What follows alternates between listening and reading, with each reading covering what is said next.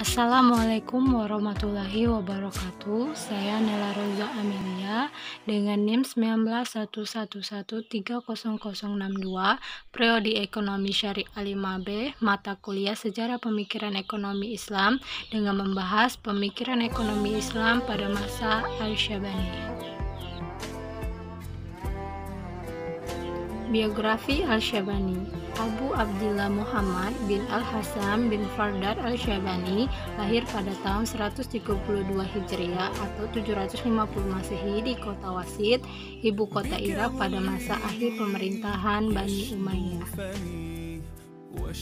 Bersama orang tuanya, Al-Syabani pindah ke kota Kufah yang ketika itu merupakan salah satu pusat kegiatan ilmiah.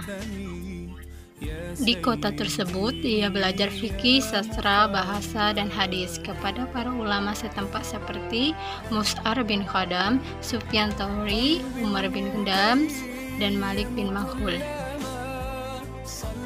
Pada periode ini pula, Al-Syabani yang baru berusia 14 tahun berguru kepada Abu Hanifah selama 4 tahun. Setelah itu, ia berguru pada Abu Yusuf, salah seorang murid terkemuka dan pengganti Abu Hanifah, hingga kedua tercatat sebagai penyebar mazhab Hanifah.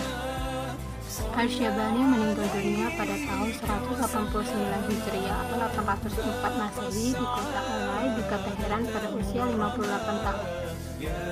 Karya-karya dalam menuliskan pokok-pokok fikihnya, Al-Syabani menggunakan ikhtisan sebagai metode ijtihadnya.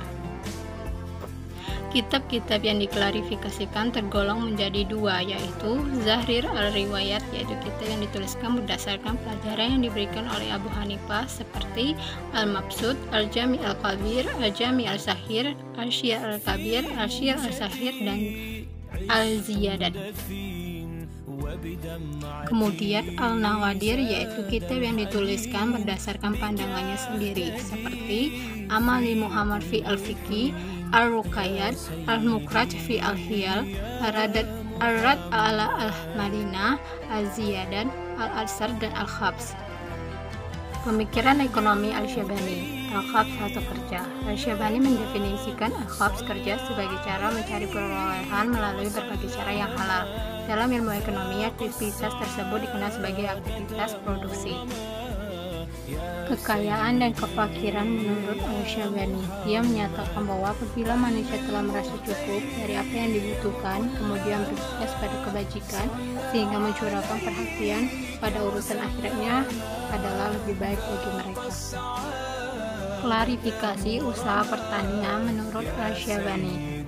Usaha pertanian terbagi menjadi 4 macam, yaitu sewa-menyewa, perdagangan, pertanian, dan perindustrian. Dalam segi hukum, Al-Syabani membagi usaha pertanian menjadi dua, yaitu fardu kifayah dan fardu ain. Kebutuhan ekonomi Al-Syabani. Al-Syabani menyatakan bahwa sesungguhnya Allah menciptakan anak-anak Adam sebagai suatu ciptaan yang tubuhnya tidak akan berdiri kecuali dalam 4 perkara, yaitu makanan, minuman, pakaian, dan tempat tinggal. Spesialisasi dan distribusi pekerjaan. Al-Syabani menyatakan bahwa manusia dalam hidupnya selalu membutuhkan orang lain. Seseorang tidak akan menguasai pengetahuan semua hal yang dibutuhkan sepanjang hidupnya. Dan kalaupun manusia berusaha keras, usia akan membatasi diri mereka. Baiklah, itulah penjelasan saya mengenai pemikiran ekonomi Islam pada masa Al-Syabani. Semoga bermanfaat dan sedikit menambah pengetahuan mengenai tokoh pemikiran Islam. Itu saja dari saya dan terima kasih sudah menonton. Untuk lebih jelas lagi, saya tampilkan lagi penjelasannya. Akhir kata dari saya, wassalamualaikum warahmatullahi wabarakatuh. Sampai berjumpa kembali.